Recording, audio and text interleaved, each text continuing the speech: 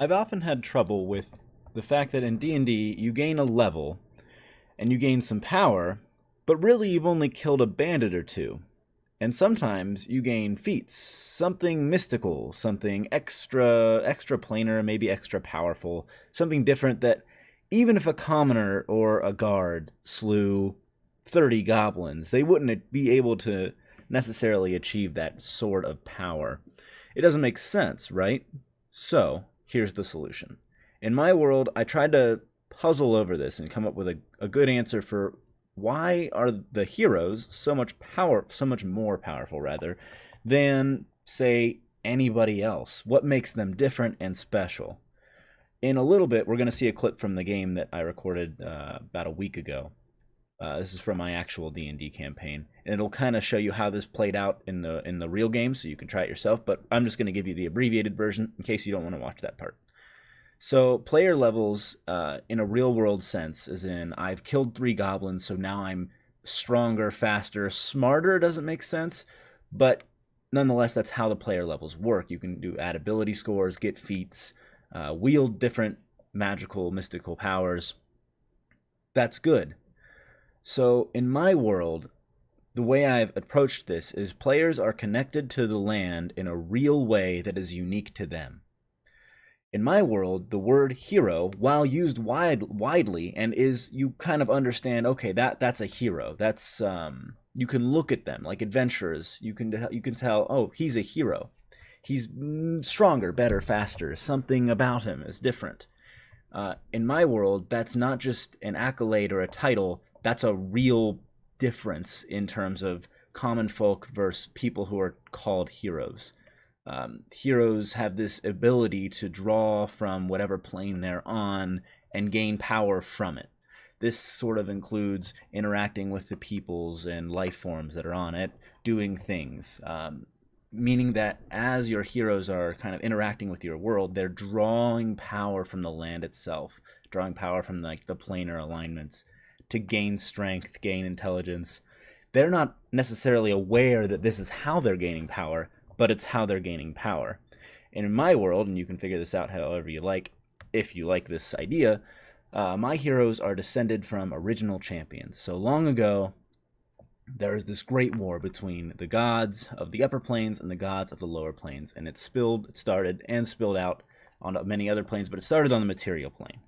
Now, on the material plane, there are many different races already created by the gods. The gods are looking for an edge, so they start making people champions, giving them an ability to do what they can do, which is draw off of the material planes, to kind of draw off the bones of creation. The gods can do this to cast incredible spells, smite legendary beasts, do all kinds of ridiculous and powerful things. Now, they gave a shard, a spark of this, or a seed of this power to, I don't know, many different mortals, people who they thought exemplified their beliefs. Now, the lower planes and the upper planes gods did this, creating champions, heroes, as they came to be called. These champions had the ability to draw off the world like the gods could. This makes them unique and special. It allows them to draw this power like slaying a beast. You're kind of drawing in its soul or its life force as a hero, not like destroying its being, but you draw off its power, its knowledge, its whatever it has, and you're not necessarily aware that's happening, but that's what's happening. That's why heroes in my world are special, and that's also why some of the more advanced, higher level NPCs will refer to the players as, oh, you're heroes. He's not just saying, oh, that in like a derogatory, like, oh, you guys think you're heroes sense. He's actually telling them what they are. They just don't realize that's what's happening. Very early in my game, Renwald being like the sort of one of the big bad evil guys, or maybe the good guy. It's hard to tell. He said, "Hey, heroes, you want to help me do this?" And they, I think, took it as a insult in some way, but he didn't mean it that way. He was telling them what they were. They just didn't realize it at the time. So there you go. I think this is really fun, really unique. It makes the players feel special, and it's really important to make the players feel special. We're gonna cut away now to my actual game, but yeah, I encourage you to use this in your own. I think it's a lot of fun, and it makes your players feel cooler, and that's kind of the point of D&D, isn't it? Say, what makes you special? I don't know. Been No trying idea? to figure that out for a while. What makes all of you special? Why would anyone choose you, absolute morons, to do anything for anyone? What makes you special? Is it that your fate touched? Is that what it is? Yeah, but Is why, it? why would we be fate touched in the first place? Is that what makes you special? Or were you special so your fate touched? I don't know. Yes. I don't feel very special. No? And yet you are stronger than almost every commoner on Earth. Really? I haven't really realized. When's the last time you were afraid to face a single guard down? A trained man.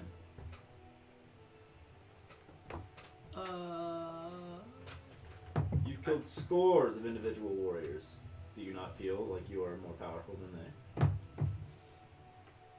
Guess I've never really thought about it like that. Surely you must realize you've only been doing, well, let's say, venturing, for maybe almost a year now? And yet you are more powerful than almost every warrior on the planet? Why? Well, maybe it's because we were fate touched. Could be. But wrong. Because the power of teamwork.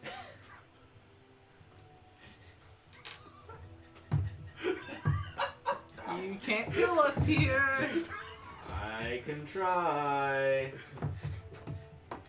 No. Come now.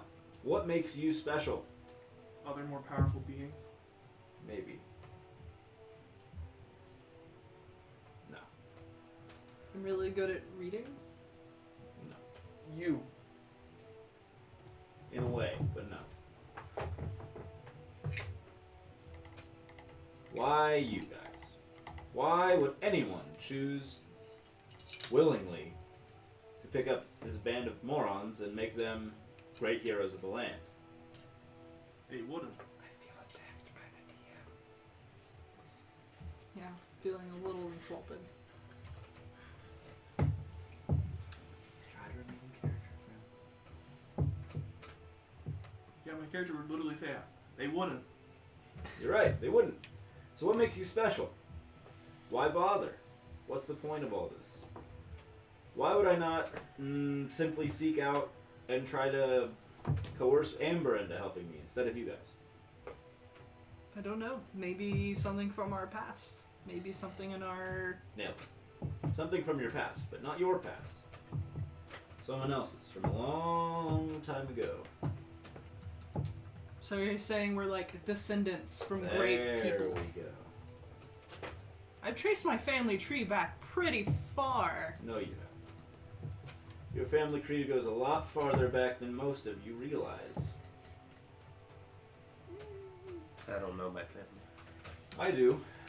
So, thousands of years ago, the gods are on this plane. They have an argument. They have a fight. War breaks out.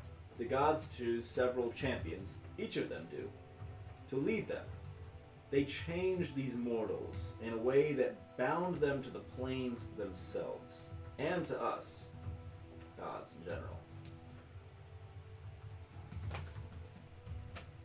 This binding made them extremely powerful, allowed them to draw from the land, the power of the material planes, the magics that they contained. Sort of the bones of creation, you could think about it that way. What they gained from this was not only the gods granting them great power, great weapons, great knowledge, they also gained the ability to siphon power from the planes themselves. Meaning, when you lot slay a dragon, you take in some of its power, making you stronger, faster, better. This is why you're better than the normal people. You have this innate ability to draw from the power around you to learn and grow strong. All of you have this because all of you are descendants of the original champions. Don't feel too special. There are many.